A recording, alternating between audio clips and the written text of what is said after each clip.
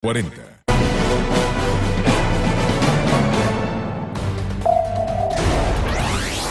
El presidente Enrique Peña Nieto asegura que la Estrategia Nacional de Seguridad ha dado resultados. La tasa de homicidios dolosos vinculados al crimen organizado o no vinculados ha disminuido. La Secretaría de Comunicaciones y Transportes refuerza las medidas de seguridad en la aviación mexicana. Cuando alguno de los pilotos deba salir de la cabina, el piloto al mando de la aeronave, el comandante de la aeronave, designará a un tripulante sobrecargo para pasar a la cabina de pilotos. INE revisa solicitudes de aspirantes a diputados federales. Condiciones del mercado internacional provocan caída de los ingresos petroleros en México, informa la Secretaría de Hacienda. Bombardeo en campamento de refugiados en Yemen deja 45 muertos. Copiloto de Germanwings temía perder licencia de vuelo, informa Diario Alemán. Comenzamos con el análisis.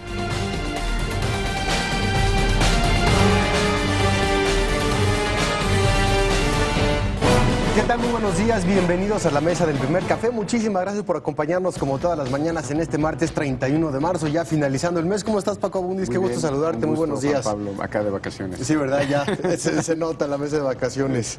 Oye, Paco, pues entremos, ¿qué te parece si directamente tanto al PAI de la Agencia Intelite como a las primeras planas nacionales e internacionales, hoy un día definitivo, tanto para temas económicos como para temas geopolíticos a nivel internacional, y la agenda, por otra parte, mexicana, no sé cómo la ves o qué opinas, cómo empieza a pintar el PAI en ese sentido?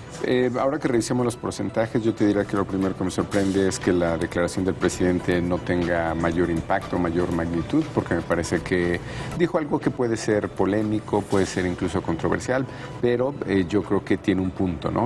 En un momento sí vamos al detalle, pero tenemos que, como primer tema, y esto yo no sé si tiene que ver con la teoría de la conspiración típica de la sociedad mexicana, que el caso Gordillo, muere testigo clave, ocupe el 41% del PAI. Sí.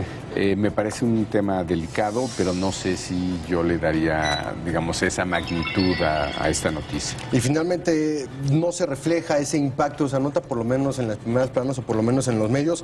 Eric Salvador Rodríguez, que había declarado en primera instancia en contra de la maestra Gordillo acerca de cantidades entre 7 y 15 millones de pesos y otras cuestiones. Sin embargo, esto no afecta directamente al juicio que mantienen en estos momentos las autoridades mexicanas contra la maestra, porque hay otros testigos. Hay una secretaria que estaría declarando también en contra de la maestra con respecto a ciertos depósitos que se llegaron a hacer a cuentas y demás. El trámite judicial y el proceso no se verá muy afectado, pero como bien dices, inevitable cierto tipo de comentarios o cierto tipo de conspiraciones con respecto al juicio que en este momento lleva. Hay que aclarar que murió de un ataque, ¿no? Sí. Es decir, que no, yo creo que era muy complicado o es muy difícil sugerir que esto tiene que ver con pues alguien que haya atentado directamente contra su vida, claro, ¿no? Como bien señalas, el caso puede que ya no tenga, pues no sé si la solidez, sino pierde parte de su sustento, pero hay que decir que esto fue muerte natural. Sí, un tema cardíaco. Un tema cardíaco. Yo creo que nada puede sugerir que hay una conspiración aquí, ¿no? Que es para claridad. Para dejar claro. La segunda nota, que también es la de mayor impacto, la segunda de mayor impacto, es la Secretaría de Hacienda y Crédito Público. Declara que va a haber menos ingresos, a lo que ya se preveía, una reducción del gasto, y pues esto aumenta nuestro déficit fiscal, 21% del PAI refleja esta nota, y da la impresión, pues yo prácticamente creo que todas las primeras planas de la prensa nacional tienen algo que decir al respecto, ¿no? En grandes números, creo que es útil la numeralia para entender esto. Bajó 46.3 los de enero y febrero, sí, los ingresos petroleros. Hay que decir que Esto representa el 30% del gasto público y 10% de nuestros ingresos por exportaciones. Recuperando una nota que comentábamos del fin de semana, hasta el propio Krugman, ¿no? Sí. Que fue muy crítico este fin de semana con nosotros, reconoce que una de las mayores ventajas que hoy día tiene el país es que ya no, nuestros ingresos ya no están tan concentrados como podrá ser hoy el caso de Venezuela o de algunos otros países como Bolivia con el gas. Sí. Es decir, ya no somos tan vulnerables, y decir que todavía aplica para este caso nuestro, pues no, el seguro que compramos por $79, ¿no? La marcada diferencia de los $91 en lo que estaba el barril de petróleo el año pasado, los 46, de 46 a 46.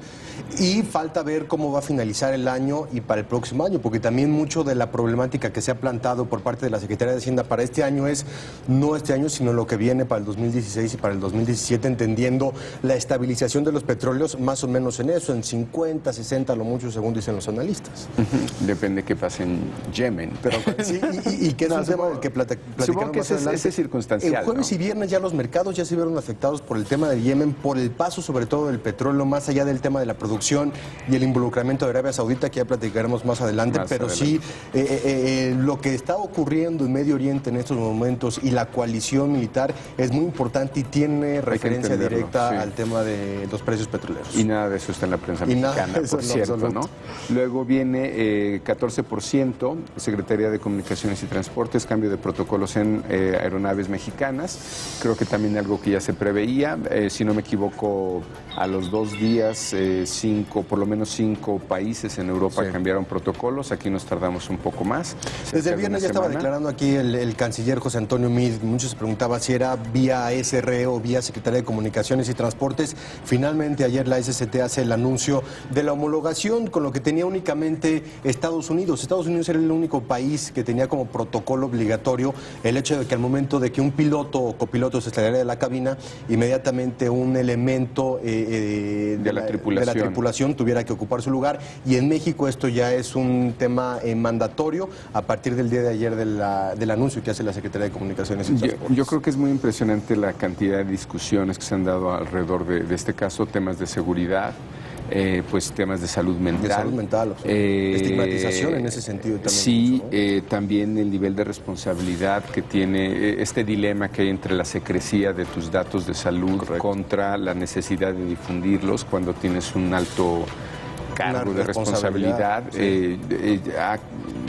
Por lo menos en medios electrónicos llevamos ya prácticamente desde que pasó este evento hasta el día de hoy discutiendo estos temas de manera constante. Que es hacia donde se fue el debate, más allá de un tema de seguridad mecánica o técnica como tal, sí ha sido ahora el foco sobre los pilotos, sobre la responsabilidad que tienen y precisamente, ¿no? O sea, cómo las empresas pueden lidiar entre un tema médico y responsable de las vidas. Sobre niveles de estrés, sobre ¿qué tanto? Digo, porque aquí parece que hubo un error de protocolo, claramente, pero hasta dónde alguien con este nivel de responsabilidad pudo evadir todos estos controles, ¿no? Es decir, esa es como la pregunta que está atrás. Y cuántas de estos huecos no podrá haber en otras empresas, o cómo en el extremo, cómo puedes blindarte de este tipo de situaciones, porque además no es la primera vez, ¿no? Y tan están poniendo la responsabilidad absoluta sobre la aerolínea que ya Lufthansa dio una cantidad de $150,000 a cada uno de los familiares que perdieron un familiar en este accidente. Sin embargo, esto no los exime de que vayan a tener demandas más adelante, precisamente por lo que hablas, precisamente por la cadena de mandos y la cadena de información que no funcionó correctamente cuando a través de la prensa se empiezan a conocer detalles de este copiloto y a partir de ahí los vacíos tanto legales como en todo sentido de seguridad que existe en estos momentos. En términos de la historia de este copiloto, creo que los datos que están saliendo desde el país el fin de semana, entrevistaba a su amante, que parece que estaba además de su novia, que hacía declaraciones sobre su nivel de estrés, sobre personalidad, sobre su nivel de agresividad. Ciertos comentarios que llegó a hacer. Así es, y yo creo que eso, digamos, en cualquier examen psicológico mínimo debería de haber estado reflejado. Hay una tendencia que leía con respecto a este tipo de accidentes, digo que ya también estaremos platicando más adelante también con el vocero de la Asociación de Pilotos en México, pero con respecto a qué tipo de accidentes ha ocurrido y si los pilotos iban solos o no, y en el 88% de estos accidentes los pilotos iban solos, y si hay una tendencia con respecto a cierta edad, que son varones y otro tanto tipo de datos, que podría llevar a pensar en que efectivamente hay un espacio de atención por parte de las aerolíneas para poder atender estas causas antes de que ocurran. Es decir, hay un perfil. Sí lo hay, al parecer sí lo hay. Bien, pues regresaremos al tema y finalmente, pues nuevamente el Partido Verde es, antes el 14%, sí. Hasta los escépticos reconocen mejoras en seguridad. 14%, a mí me parece que es una declaración, en algún sentido, un reclamo del presidente válido, ¿no? Hablábamos de, más allá de los grandes números, hay estados como Michoacán, ¿no? que creo que está sin duda, digamos, está mejor. Sin entrar directamente en el tema, entendiendo que lo vamos a platicar después del corte, pero ¿es un tema de percepción o es un tema de números el que habla el presidente? Yo creo que el problema para esta declaración es que la percepción no ha cambiado, ya. Dicho por diferentes mediciones, colegas o hasta el propio INEGI, él está haciendo esta declaración sobre datos duros. Me parece que tiene un punto, pero allá afuera no sé si compartan esta opinión, ¿no? Habló básicamente de ejemplos de líderes criminales que han sido capturados. Creo que ahí tiene un punto, pero eso no necesariamente o cambia la percepción pública o te valida los números, que los revisaremos adelante, ¿no? Vamos a revisarlo más adelante. Sobre tasas de homicidio, sí. sobre secuestro, es decir, me parece... Y el impacto de los delitos, que es algo en lo que tú siempre insistes, ¿no? El tipo y el impacto de delito. Así es. Y bueno, finalmente está nuevamente esta multa al Partido Verde. Yo creo que ya desde la semana pasada había una conferencia de prensa ahí por parte del senador Carlos Puente, donde pues hacía un reclamo, le parecían un poco excesivas estas multas. Veremos qué impacto tiene sobre la preferencia electoral. Lo que sabemos es que el Partido Verde venía creciendo de manera constante en todas las series. Ayer se publicó en un periódico de circulación nacional una nueva encuesta donde ya de un Partido Verde de 11 puntos ya lo trae en 7 puntos, ¿no? Me parece... Sorprendió ayer esta medición porque cambia mucho las tendencias que veníamos observando en otras series. Trae, por ejemplo, una diferencia entre PRI y Acción Nacional de 10 puntos, lo cual no trae prácticamente ninguna otra medición. Pone Acción Nacional por debajo de su mínimo histórico de 25 puntos, que desde 1997 no saca menos de eso. Poner a Acción Nacional en 22, nuevamente dada la propia serie y otras, o los datos históricos suenan... En conjunto los números están reducidos de esa serie. Así es, sí. Así pone por lo menos 3 puntos por debajo este partido. No es extraño poner al PRI en 32, que es el mínimo que obtuvo en un intermedia. ¿No? Es el dato que obtuvo en 2003. Y finalmente este tipo de situaciones le sigue dando conocimiento, el tema de conocimiento al Partido Verde. Yo creo que, en fin, pues, ahí podemos entrar al tema normativo de hasta dónde el Verde ha incumplido o no con las reglas que se han establecido para este proceso electoral. Lo que no podemos discutir es el nivel de eficacia de sus campañas, ¿no? Es decir, no hay partido que tenga esa disciplina para tener la misma campaña desde hace 6 años, ¿no? O datos muy impresionantes como 92% de los mexicanos mayores de 18 años conocen la frase "el Partido Verde sí cumple", ¿no? Eso no ubican a sus voceros. Ubican a sus voceros, son voceros con reputación, como Galilea Montijo, en fin, todo un tema. Yo creo que, pues, en fin, sabremos más de esta nota durante el periodo electoral. Primeras planas, recuperar una de El Universal, donde Cuauhtémoc Gutiérrez de la Torre pronostica que al PRI no le irá muy bien. Yo creo que Habrá que ver qué significa eso. Sí. No sé si es un tema de expectativa. Yo creo que difícilmente va a sacar menos de 22 puntos, que es su último dato, o es un promedio más o menos que suele sacar en la Ciudad de México, tanto en elecciones presidenciales como intermedias. Ha habido excepciones, pero habrá que ¿Se refiere quizá a un descontrol de este aparato político que mantenía él precisamente en la capital y demás? Sin duda, pero habrá que ver cuál es su parámetro, Sí. ¿no? ¿A qué se refiere con que no le va a ir bien al PRI? No sé si es excesivo para una primera plana del Universal, pero es una declaración No hay mucha interesante, información ¿no? ahorita, ¿no? Que va sobre temas electorales otra vez, ¿no?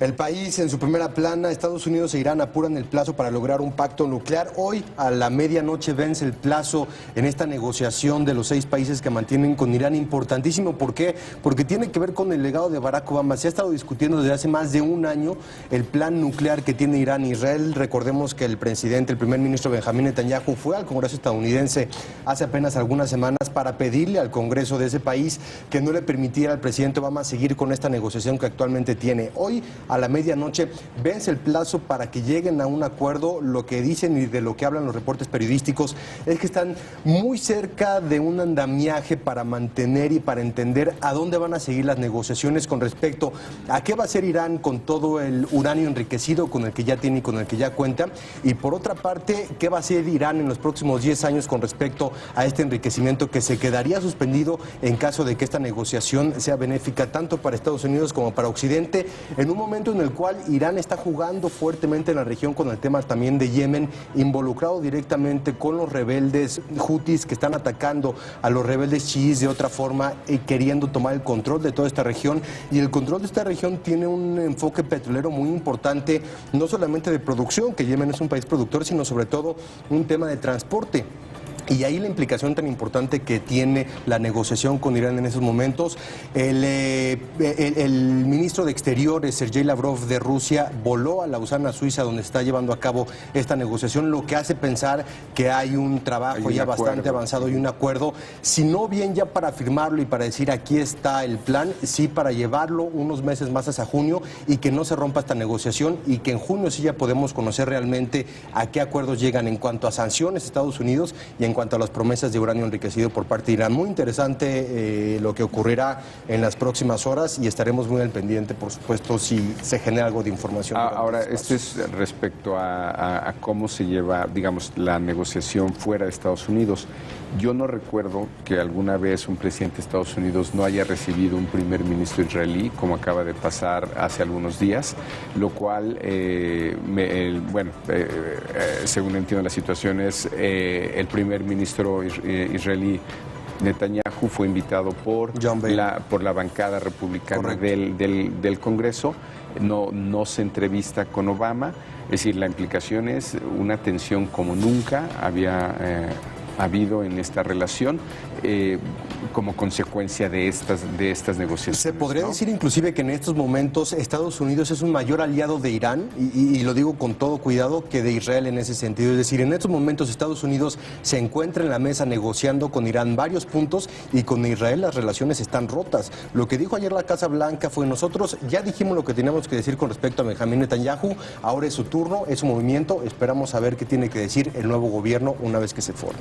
Y bueno, dado que hubo elecciones recientemente en Israel, a mí una declaración que me pareció muy delicada fue la falta de reconocimiento del Estado palestino, que creo que él también jamás había dicho eso. Es decir, una radicalización de las partes que yo creo que no recuerdo un periodo así en la relación Estados Unidos-Israel.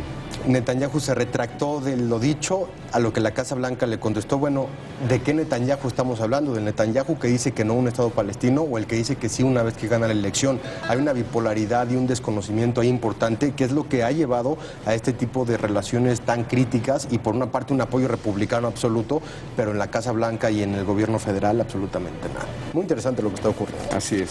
¿Qué te parece, Paco, si vamos un corte? Son las 7 de la mañana con 22 minutos. Regresamos con mucha información. No se vaya aquí a la mesa del primer café.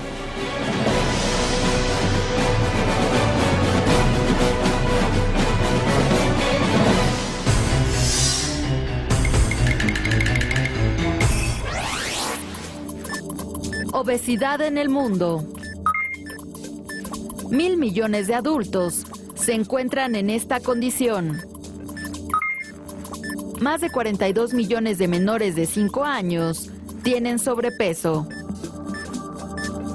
El dato útil para comentar en el café. En Proyecto 40 seguimos rompiendo esquemas. Hay que ser valiente, sí, pero hay que ser valiente en forma inteligente. Romper principios, romper paradigmas. Un innovador, ser un provocador, ser un constructor a partir de las ideas. La audiencia es muy exigente, nosotros debemos ser todavía aún más con la información y con lo que les estamos ofreciendo. Proyecto 40, una televisión audaz. ¿Qué es ser criticón? Es hablar por hablar y juzgar sin estar informado. ¿Qué es ser crítico? Es hablar con base en conocimientos y tener la experiencia para juzgar. Aclarado esto, es fácil saber que criticones existen muchos, pero críticos, solo Álvaro Cueva. Sí, es muy cierto. Siendo así, el contenido de la gran pantalla chica será juzgado audazmente por él en alta definición. Así es esto, chéquenlo. Sábado 20 horas. Proyecto 40. Todos los martes, las voces de libertad, audacia y coraje se reunirán en El Refugio de los Conspiradores. 22 horas. Proyecto 40.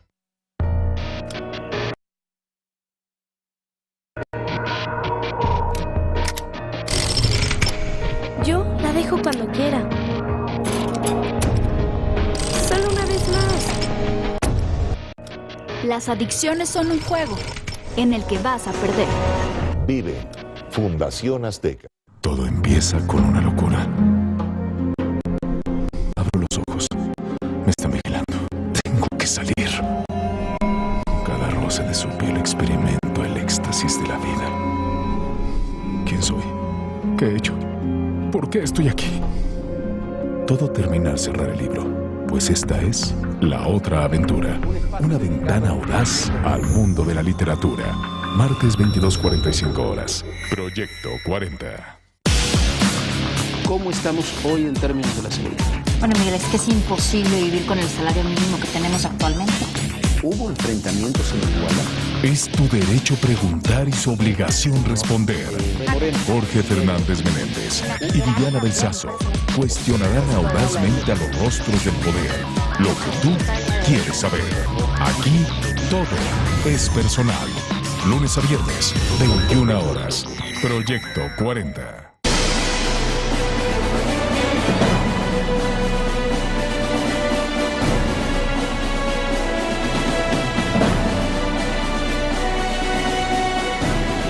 Y bueno, ahora en momentos y en tiempos electorales es importante conocer la identidad de los votantes, ya sea por partido, por candidatos y sobre todo poder conocer la radiografía gracias a que tenemos aquí a Paco Abundis para que nos platique con respecto a cómo se encuentran los datos de la identidad partidista. Paco, a ver, cuéntanos cómo encuentras, qué datos relevantes, cuál es la radiografía de 2 años con respecto a la identidad que tiene la gente con los partidos políticos en México.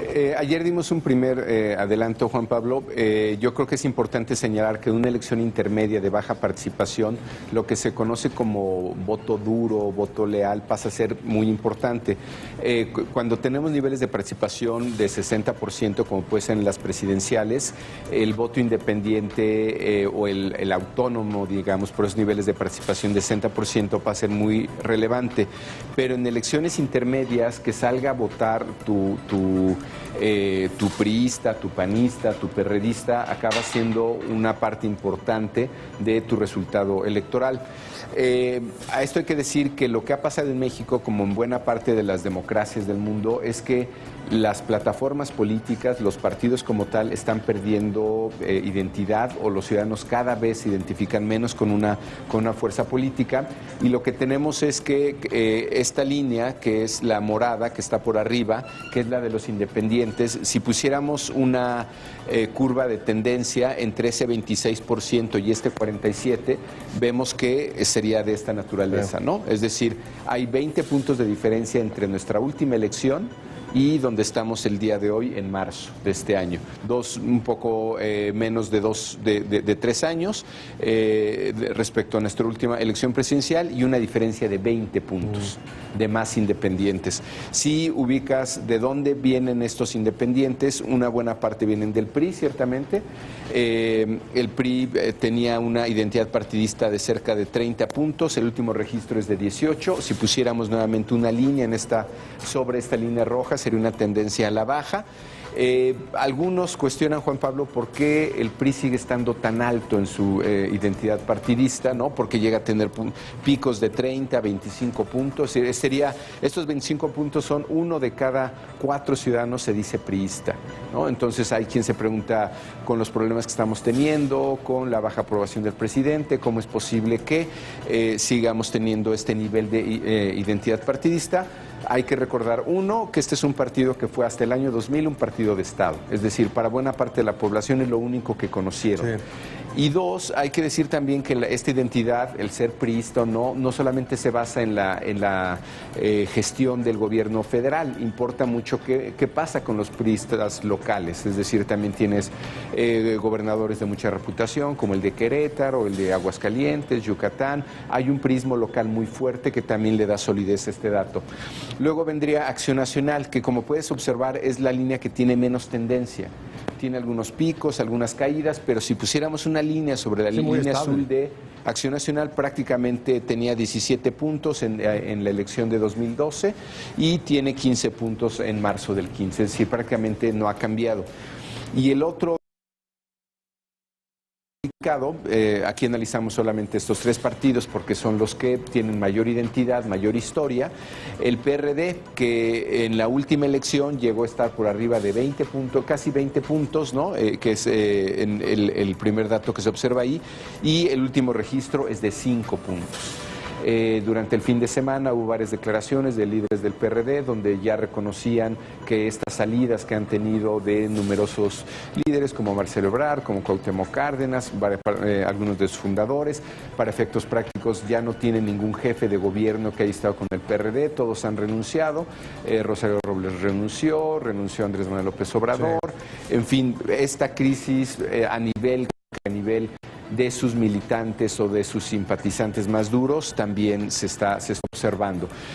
¿Cuál es la consecuencia de esto? Como veremos en un siguiente gráfico, que el ciudadano cada vez está más preocupado por los candidatos. ¿Quiénes son los candidatos? ¿De dónde vienen? ¿Cuáles son sus historias? Y aquí tenemos una medición reciente de marzo. Si la gente se enteró de estos candidatos que tienen mucha popularidad en términos públicos, ya sea porque vienen de la PRI, está el caso de Carmen Salinas, Cuauhtémoc Blanco o incluso Lagrimita, que ha sido polémico como candidato ciudadano. 70%, 7 de cada 10 mexicanos se enteraron de estas nominaciones, es decir, la popularidad importa, ¿no? Es decir, sí, las nominaciones polémicas o no, pero el ciudadano se enteró. Ahora, eso significa en automático, ¿no? Esta caída de la identidad partidista, este reconocimiento de los candidatos, de las figuras, o que eso sea tu mayor referente para definir tu voto, significa que la gente los aprueba, significa que la gente los acepta, y como veremos en otros reactivos que hicimos en esta misma serie, pues no necesariamente, ¿no? ¿Usted está de acuerdo o en desacuerdo en que figuras del espectáculo y del deporte compitan como candidatos en una elección? 62% en desacuerdo. Se enteraron, pero no les pareció. Pero no necesariamente creen que sea una buena idea. Es decir, que sean mejores representantes solo por ser populares. ¿Hay un número de qué conocimiento hay de los candidatos si no son de alto impacto, si no tiene que ver con Carmen Salinas o Cuauhtémoc Blanco, es decir, los candidatos normales a comparación de ese 70%? Sí, tú tendrías que en las elecciones para gobernador, ¿no?, de estos 9 estados, tienes niveles de conocimiento altísimos en Nuevo León, en Sonora. Ya. En Sonora le pegan casi al 100% de conocimiento, tanto el candidato Gándara como la ex senadora Pavlovich están en 95 por ahí. Si ves los candidatos en Nuevo León, Ivonne Álvarez está en 98, ¿no? Es decir, están casi como si estuvieran al final de sus campañas y faltan 2 meses y medio. Hay un conocimiento de la elección amplio, en ese sentido. El candidato Loyola y el ex senador Domínguez en Querétaro, niveles de conocimiento 90. Tal vez la única excepción en estas elecciones de gobernador sea el caso de San Luis, porque no había ningún candidato conocido. Pero son ya, digamos, 80-90% de conocimiento. Michoacán, Ana Luisa Calderón, ¿no? Que tiene niveles de conocimiento también de 80%, junto con Silvano Aureoles. Entonces, como verás, es conocimiento amplio, pero no significa que ser popular la gente lo acepte o lo incorpore necesariamente a la vida pública. En el siguiente gráfico veremos algo que corrobora este dato. ¿Usted votaría por una figura del espectáculo y del deporte o prefiere votar por candidatos con experiencia en la política? 70% de la gente te dice que prefiere a alguien con experiencia. Sí. Nuevamente, se reafirma esta crítica implícita a tú puedes ser muy exitoso en el deporte, puede que seas un buen actor, una buena actriz, pero eso no te valida en la vida pública o no te hace un mejor representante. Y finalmente, la intención, digamos, que pueda tener este tipo de nominaciones, la preguntamos en esta serie de reactivos al final y cuestionamos sobre cuál podía ser la intención de nominar a una figura pública de esta naturaleza, y la mayor parte de la gente cree que es más por una ambición política y no necesariamente por una mejor representación. Yo creo que con esta serie de preguntas queda claro que si bien hay una tendencia a que la gente prefiere ver a los candidatos antes que las plataformas políticas, no cualquiera puede nominarse o considerarse un candidato simplemente porque es popular. Fue muy interesante, Paco. Si quieres, te invitamos a que regreses aquí a la mesa. Con otros temas. ¿Qué te parece si retomamos información con respecto al presidente Enrique Peña Nieto, quien destacó los alcances de la Estrategia Nacional de Seguridad?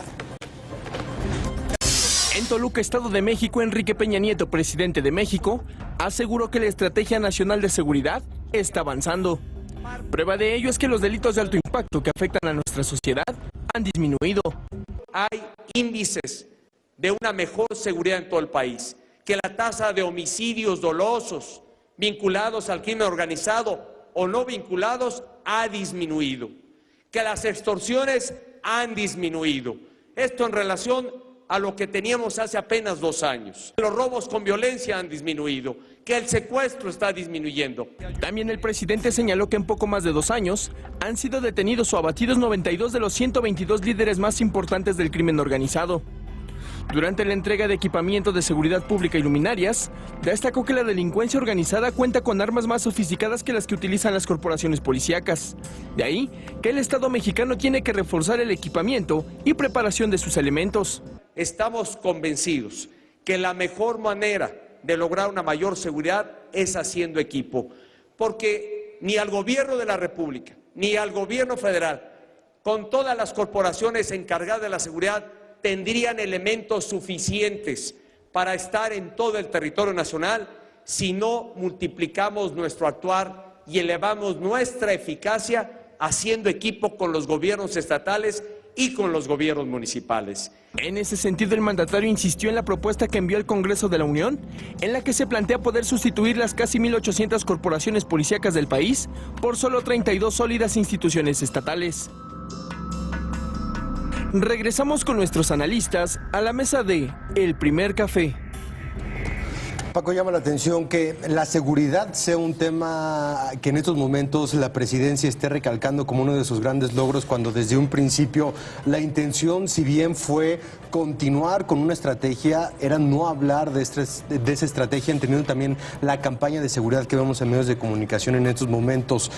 ¿Cómo ves el hecho de que en estos momentos también para la presidencia el tema de seguridad sea primordial, sea un tema del cual también pueda presumir de ciertos logros, y por otra parte el hecho de que lo haya, como nos lo comentan en redes sociales, hecho en el Estado de México, un estado que no precisamente se jacta de tener la mejor seguridad. Así es, como estamos hablando de un tema de percepción, y hay que decir que es un tema electoral fundamental, no hay forma de que el presidente no pueda dar la defensa de su gestión.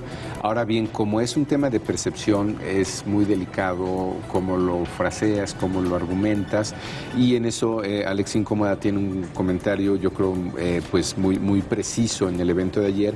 Dice: mal tino de Enrique Peña Nieto al ir al Edomex, al Estado de México, a hablar de logros de seguridad, siendo que este es uno de los más violentos. Claro. No, creo que tiene un punto, porque pues está, si bien el presidente señala que hasta los más escépticos reconocen el cambio en y se refiere a las organizaciones y a los números y a las cifras que se han dado últimamente con respecto a los crímenes de alto impacto. Así es, pero nuevamente en términos de percepción pública da la impresión de que, dice el propio INEGI, que estos números no han variado de manera sustancial y la sensación de inseguridad sigue ahí.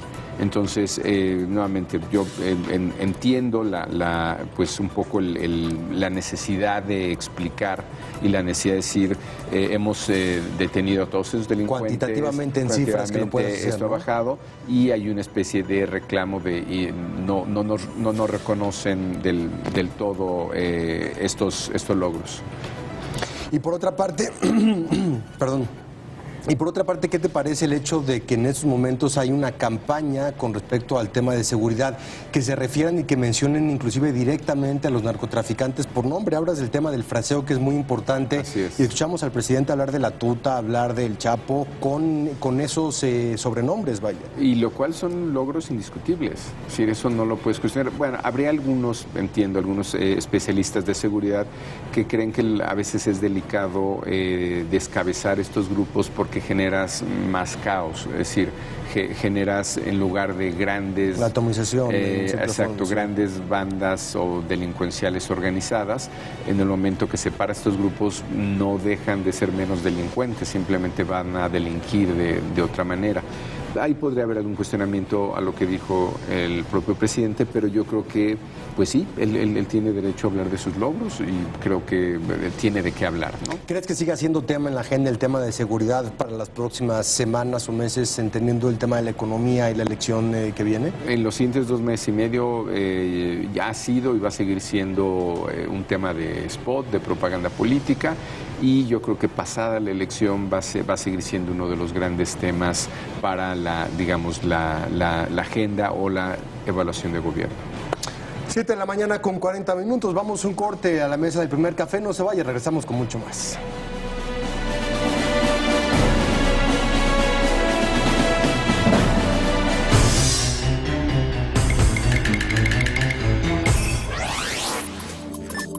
Obesidad en el mundo. Cada año mueren 2.6 millones de personas a causa de la obesidad o el sobrepeso. El dato útil para comentar en el café. Late Night Express está de regreso, ahora con nuevo horario, nuevos invitados y el doble de tiempo. Justin Bieber, Katy Perry, Brad Pitt, Madonna, Pharrell, Rihanna, One Direction, el chimpancé de Michael Jackson, todos ellos estarán en casa viendo el programa. Pónganselos. Late Night Express con Félix de Valdivia.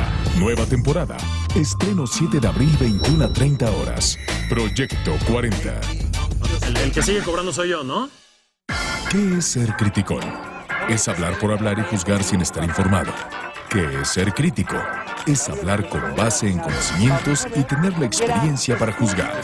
Aclarado esto, es fácil saber que criticones existen muchos, pero críticos, solo Álvaro Cueva. Sí, es muy cierto. Siendo así, el contenido de la gran pantalla chica será juzgado audazmente por él en alta definición. Así es esto, chéquenlo. Sábado 20 horas.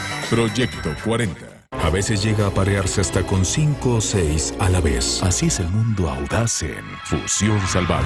Gigantes del Océano. Martes 19 horas. Jonas, él es... Liam. Él es... Sí. ¿Usaste condón o no? Sí, claro. Black Mirror. Primera temporada. Gran final. Jueves 22:30 horas. Decisión en libertad. Análisis e información sobre los acontecimientos más sobresalientes de la ciudad. Lunes a miércoles 23:45 horas. Proyecto 40. De lunes a viernes, hasta el rincón más alejado es olvidado por todos. ¿Sabes por qué? ¡Hey! ¡Función salvaje está por comenzar! ¿Ah?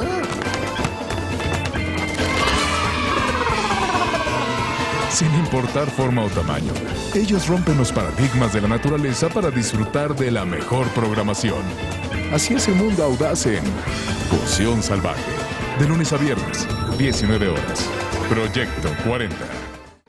Ir al cine es todo un viacrucis. Largas filas para adquirir tus boletos. Mucha espera para comprar las palomitas. Nunca falta el niño que llora. ¿Quién habla por celular? O quien le pega a tu asiento. El cine se tiene que disfrutar. Hazlo desde la comodidad de tu casa de lunes a viernes a las 15 horas. Cinema 40. Una mirada audaz al séptimo arte.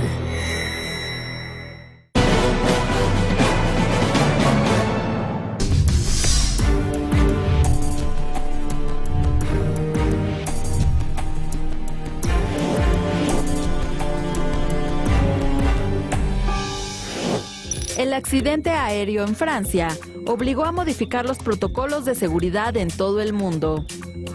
Ante esto, la Dirección General de Aeronáutica Civil de la Secretaría de Comunicaciones y Transportes emitió nuevas disposiciones para todas las aerolíneas de nuestro país. México se alinea así a esa garantía de seguridad para los viajeros y los propios miembros de la tripulación. El protocolo establece que siempre debe de haber 2 personas autorizadas y entrenadas en la cabina de los pilotos. Cuando alguno de los pilotos deba salir de la cabina, el piloto al mando de la aeronave, el comandante de la aeronave, designará a un tripulante sobrecargo para pasar a la cabina de pilotos y garantizar así que en todo momento la puerta pueda ser abierta para permitir el reingreso del piloto que salió. El tripulante designado deberá conocer a la perfección la forma de operar la puerta de la cabina y no podrá bajo ninguna circunstancia ocupar los asientos de los pilotos.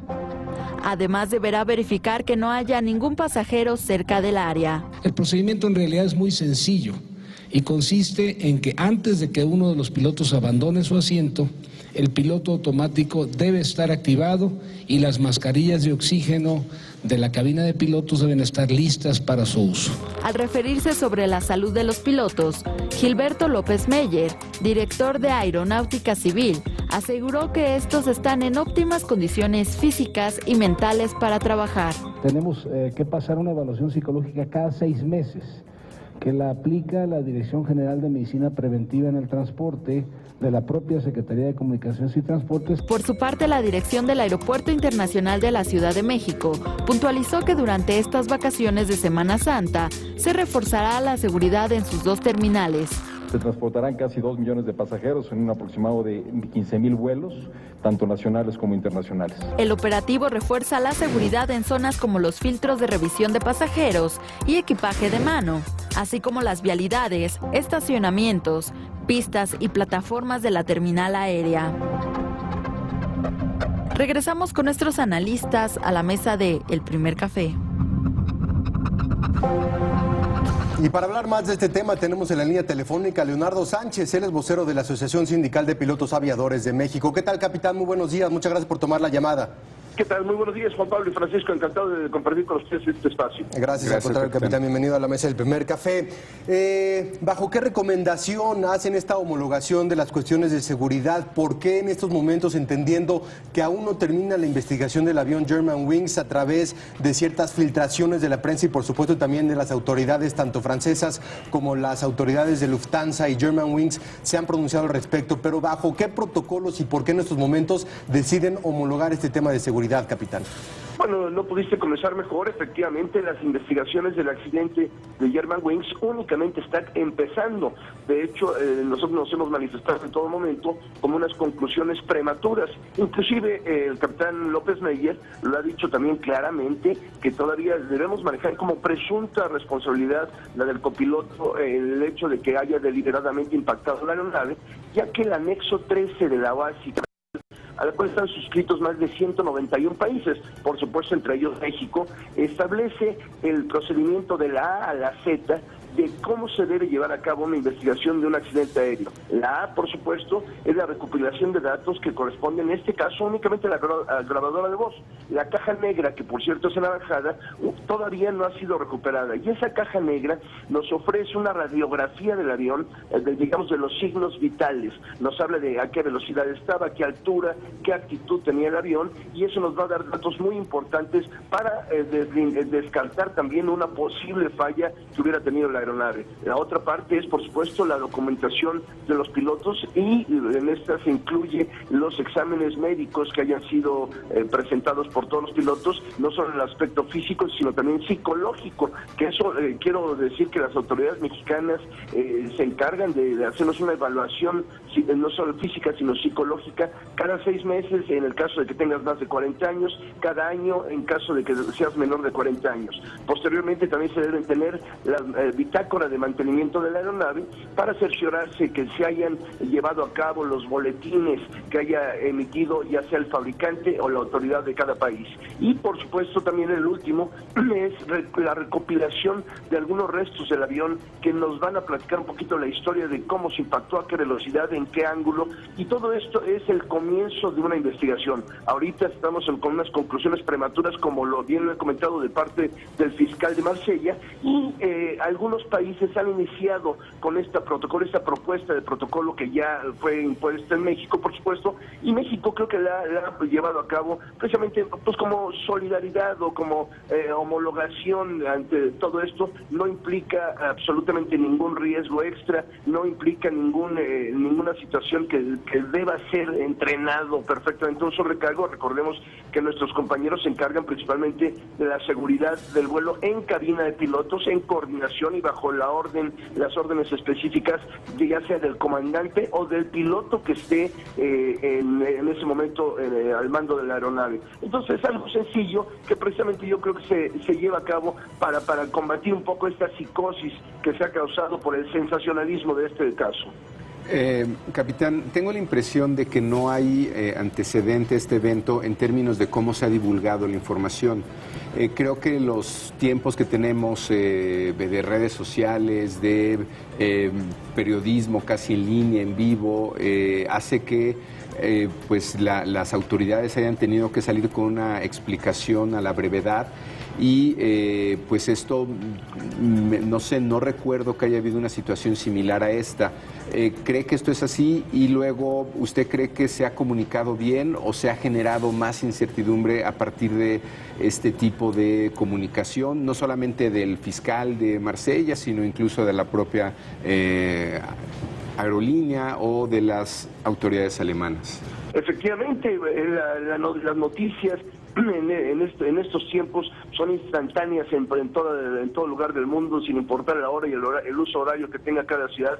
Las noticias llegan de manera instantánea, y yo creo que existen presiones hacia las autoridades por una demanda, por conocer el por qué sucedió en este caso este trágico accidente. Yo creo que no se debe ceder ante esas presiones, se debe respetar el anexo 13, que el anexo 13 del cual estoy comentando a todo el público que nos hace el favor de acompañarnos, es precisamente, nos dice de la A a la Z. Ya expliqué la A, y la Z es en definitiva hacer una recomendación para que no se vuelva a suceder un accidente similar en cualquier parte del mundo. Sin embargo, esto nos lleva a cometer ciertos errores o ciertas conclusiones prematuras. Voy a platicar, si tú me lo permites, en el caso de 1999, un avión de Egypt Air que despegó de Nueva York con destino al Cairo. Tiempo después de vuelo se impactó este avión en aguas internacionales. Al ser en aguas internacionales y el avión era egipcio, las autoridades egipcias tomaron la investigación y concluyeron prematuramente que el copiloto en ese entonces también había manipulado la aeronave para estrellarla, donde se perdieron la vida más de 200 personas. Los pilotos de IFALPA, por sus siglas es la Federación Internacional de Pilotos de Líneas Aéreas, manifestamos una inconformidad y un apego estricto nuevamente a este procedimiento, y participó en ese entonces la NTSB, que por sus siglas es la autoridad encargada de la investigación Investigación de Accidentes de los Estados Unidos, y después de un año concluyeron que lejos de que el copiloto hubiera manipulado la aeronave para estrellarse, el avión tenía una falla en uno de sus controles de vuelo, en un elevador, y ese había sido el motivo por el cual se había impactado. Entonces, ahí tuvieron que desdecirse las autoridades que habían declarado la culpabilidad del copiloto, y nuevamente ahí se tomaron medidas diciendo, bueno, ¿por qué falló el elevador? ¿Por qué falló el control de vuelo? Al final de cuentas, las medidas que sean necesarias adoptar en pro de la seguridad aérea son bienvenidas. Nosotros no solo las avalamos, sino que también somos proponentes. Pero en este caso, pues bueno, es una situación que de alguna manera quiere causar tranquilidad en los pasajeros, pues realmente no tiene mayor implicación esto. Capitán, y ya para ir cerrando, ¿qué opinión le merece que el hecho de que el debate se esté trasladando al tema de la salud mental, de la condición de trabajo, de las condiciones de trabajo de los pilotos en las aerolíneas internacionales y nacionales? Bueno, pues en este caso las autoridades mexicanas, y voy a regresar un poco, el copiloto en cuestión, Andreas Lubitz, el copiloto de Germanwings, sacaron ante los medios que tenía pues un tratamiento psicológico, que tenía tendencias suicidas, y entonces mi interrogante como piloto, mi querido amigo, es ¿dónde está la autoridad encargada y responsable de emitir una licencia o de revalidarla? En todo país, como bien se ha comentado aquí de parte del capitán López Meyer, aquí tenemos la Dirección General de Aeronáutica Civil y también existe la Medicina Preventiva del Transporte. Estos son los encargados. Aquí no hay secrecía médica, estamos hablando de una persona que va a tener una responsabilidad de muchas vidas en sus manos. En México actualmente y desde hace años nos hacen una evaluación psicológica, como comenté en un principio, la parte de física, periódicamente. Cualquier situación que salga ahí, las diferentes empresas en México, quiero hablar de una de ellas y las demás seguramente lo deben tener, sí tienen programas de asistencia al empleado que no son punitivos. Es decir, si algún empleado tiene una situación, una pérdida familiar, cualquier situación que afecte sus emociones o dispare su estrés, bueno, es inmediatamente atendido, se le brinda absolutamente todo el apoyo y toda la ayuda necesaria para tratar de sacar adelante esta situación, y de esa manera poder revalidar la licencia y continuar con el trabajo que se tiene. Una última pregunta, capitán. Ha habido algunos cuestionamientos sobre no solamente la condición mental de este copiloto, sino de las condiciones del avión, de las condiciones de seguridad, y pues ha habido también cuestionamientos sobre el encapsulamiento de la cabina y los procedimientos que se tienen como medidas de seguridad a partir del 11 de septiembre en este lamentable atentado que tuvimos en Nueva York, en las Torres Gemelas. ¿Usted cómo evalúa las condiciones actuales de los aviones en términos de seguridad? Bueno, efectivamente, todo accidente aéreo en la historia nos ha brindado una gran lección, y a partir de esa lección se implementan medidas ya sea técnicas o de seguridad. En el caso de la cabina pilotos, efectivamente, después de los atentados del 11 de septiembre, se blindó esta cabina pilotos para hacer prácticamente imposible el acceso a la cabina si no es por los medios adecuados. Existe un código o la apertura desde dentro de la cabina pilotos una vez identificada la persona que quiere ingresar a la misma. Entonces, las medidas de seguridad siempre se han visto enriquecidas gracias a lecciones, en muchos casos trágicas, que nos llevan a innovar, a crear nuevas medidas para garantizar lo que todavía es hoy día el medio de transporte más seguro. Pues Leonardo Sánchez, vocero de la Asociación Sindical de Pilotos Aviadores de México, le agradecemos muchísimo, capitán, que nos haya acompañado esta mañana aquí en la mesa del Primer Café, y si nos permite estaremos contactándolo los siguientes días conforme se vayan desarrollando las investigaciones del accidente de Germanwings. Muchas gracias, capitán. Muchas gracias, Juan Pablo y Francisco, y un saludo a todo el público. Muchas gracias, capitán, muy amable. Le informamos de última hora que hace apenas unos minutos un fiscal fue tomado como rehén por un grupo de desconocidos que irrumpieron en el Palacio de Justicia de Estambul. De acuerdo a medios turcos, el Partido Revolucionario para la Liberación del Pueblo ha asumido esta autoría de los hechos. La persona secuestrada lidera una investigación por el asesinato de un joven durante las manifestaciones contra el gobierno en el Parque Gezi en 2013. Los atacantes piden que se indague a los policías sospechosos del caso. En las redes sociales se ha difundido una fotografía que muestra a un hombre apuntando en la cabeza mesa del fiscal. Delante de ellos se aprecia una bandera de este grupo de extrema izquierda. Estambul se encuentra paralizada debido a un masivo apagón eléctrico originado por causas desconocidas. Esto está aumentando la tensión y la confusión en torno a lo sucedido. Este hecho y este acto del 2013 fue una manifestación que puso en entredicho la capacidad de gobernabilidad de Erdogan, el primer ministro turco, y esto llevó a un movimiento similar al de la primavera árabe en Turquía, entendiendo que no se quería un gobierno religioso, un gobierno que Turquía históricamente, después de Atatürk y demás, ha logrado ser secular. Ser secular, exactamente, acercarse un tanto más a Occidente. Sin embargo, vemos este tipo de movimientos que lo hay en Europa, que lo hay también en Asia, que lo hay también en Medio Oriente y que está afectando de esta forma. ¿Cuántas veces no hemos en la mañana hablado de ese tipo de ataques en varios países, Paco? Y también hay que tomar en cuenta que este es un país que ha sido cuestionado por no solamente generación de cuadros radicales, sino también un estado colchón, como se les conoce, como podría ser el propio México entre el norte y el sur del continente. Ellos son un estado colchón entre Medio Oriente y Europa, y varias de las entradas o salidas de militantes de ISIS, de gente que se ha incorporado a sus ejércitos, pasan por Estambul. Entonces este es un evento que, si lo ponemos en el contexto de el tema de Yemen, por ejemplo, que ya lo trataremos mañana, yo creo que sí pasa a ser muy relevante. Es decir, habla de la condición de país y este debate entre radicales y seculares. Ahí está puesto como un grupo de izquierda. Yo no sé hasta dónde también tiene esto una connotación, ya sea religiosa o porque también hay radicales seculares, por decirlo de alguna manera, y esto habla, yo creo, que de este debate que está teniendo esta nación en estos momentos. Interesante lo que está ocurriendo en Medio Oriente. Pues quedamos al pendiente de la resolución de la negociación nuclear hoy por la noche entre Irán y Estados Unidos. Mañana en la mañana lo estamos platicando, el tema de Yemen. Vamos a ver también de qué forma se desarrolla esta toma de rehenes en Turquía y toda la información que se genere. Vaya que se está moviendo el mundo. Y eso que son vacaciones. Paco, nos vamos. Muchísimas gracias, Paco Abundis. Gracias a ustedes, gracias por acompañarnos. Mañana lo esperamos a las 7 en punto. A nombre de todo el equipo que trabaja en este espacio, que tenga un excelente día y nos vemos mañana. Gracias.